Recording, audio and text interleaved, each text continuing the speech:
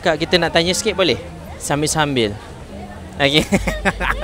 Aku teman wife aku sambil aku nak terjah antara gerai-gerai dekat Big Food Festival 4.0. Aku nak interview peniaga dekat sini secara spontan. Untuk memudahkan aku buat konten interview orang secara spontan, aku bawa sekali mic handle. Dalam tu aku letak siap-siap wireless mic. Untuk kamera aku letakkan Insta360 Go 3 dekat spek macam ni. By the way, korang abaikan je lah watermark Go 3 tu sebab aku lupa nak unable masa aku export dalam apps Insta360. Payah berbenur nak nyebutnya. Sambil-sambil lah, sambil abang tengok ni. Kita nak tanya sikit keunikan boleh? Boleh bang. Apa yang luar biasa Taufufa sejuk Swettenham berbanding dengan Taufufa lain? Kita punya Taufufa ni dia memang serve sejuk bang. Memang dia kena sejuk. Kalau dia tak sejuk nanti dia tak baik bang. Dia memang tak elok macam tu. Lepas tu kita punya ada yang special, kita ada baru tiramisu bang. Yang tu satu RM10. Dia yang dalam bekas ni cuma je ada topping tiramisu.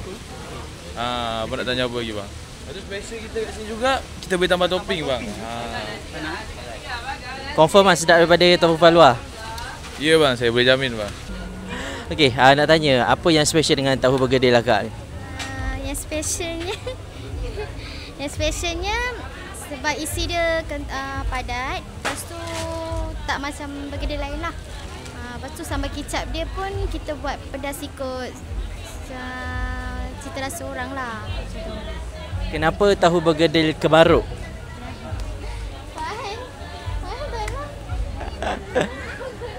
Ni contoh interview kita tunjuk kenapa nama kemaruk? Kemaruk, mungkin lepas makan orang macam ketagih lagi sekali, makan lagi sekali, macam tu. Taufufa. Apa lagi tadi? Tadi apa kita pergi beli? Tahu bergedil. Sambil-sambil kita beli, sambil-sambil kita interview secara spontan untuk tunjuk kepada korang penggunaan mic handle ni. Kalau korang berminat, korang boleh dapatkan dekat beg kuning.